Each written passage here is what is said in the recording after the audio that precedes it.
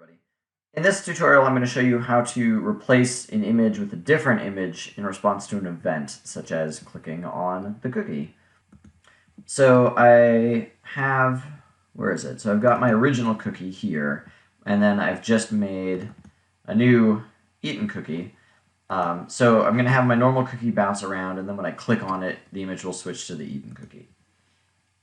So the first step is adding my other p image. So I've got cookie, and I'll call this one eaten cookie.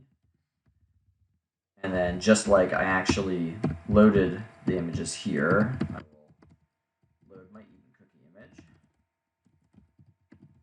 Cookie.png. Okay. And I want my two cookies to be the same size, so I'm also going to resize the eaten cookie to 2 times the radius. Last time we'd said that rather than displaying the image located at xy, which would display the cookie's upper left-hand corner at xy, we're displaying the image shifted left and up so that you can still use the coordinates xy for the center of the image. So if I want to test whether the mouse is inside the cookie, I can still use the same approach we were using before because I know xy is the center. So I can use the distance formula to find the distance between my mouse coordinates and the center of the cookie, and then test to see whether that's smaller than the radius. So that's what I'm going to do right now. Here I am in the code. So I can say delta x is going to be the difference between the x-coordinate of the mouse and my cookie's x-coordinate. Same thing for delta y. I'm going to make my distance be a double. What am I trying to do? Square root of dx times dx plus dy times dy. So that's the distance formula. And now I can say, excuse me, if the distance is smaller than the radius, and, I'm going to use an and, mouse pressed equals true, then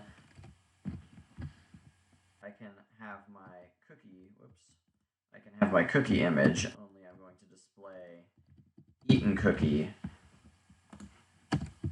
Otherwise, I'll display normal cookie. So this is not quite going to work, or this is sort of going to work, but it's going to have some undesirable features that we'll fix in just a second. So let's take a look and see what it looks like.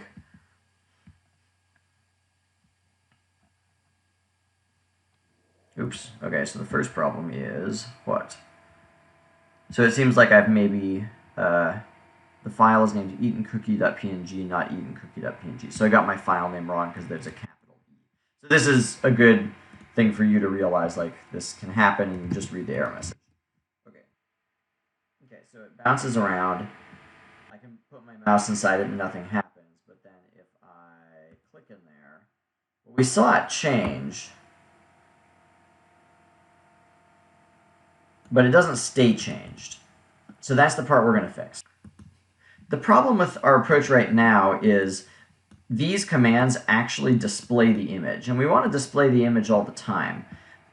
It's just that if we click inside the cookie, we want to change the active image to the eaten cookie image, and we want that change to persist even when we're not actually clicking inside the image.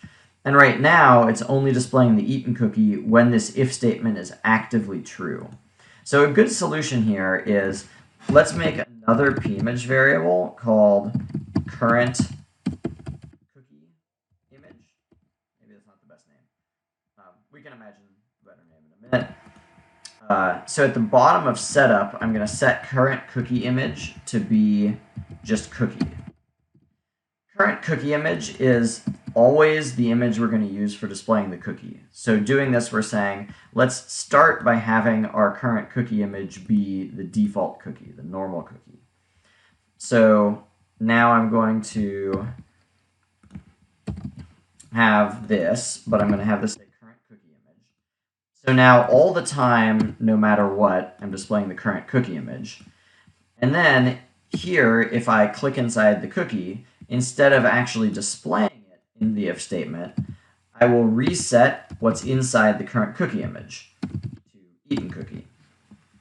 So the idea is, we want to separate displaying from the change that should occur when we click. Here, when we click, that doesn't actually change what displays.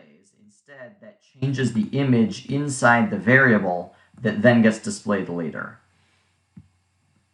Let's try it out now. Okay. Cool.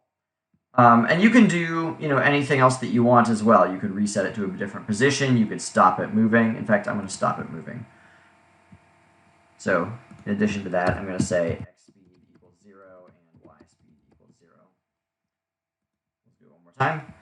So now when I click it, it will just be stationary. Great. And so if I had other ones, I could click them and they would also be stationary. Okay, well, I hope that this has helped you. Good luck in your games.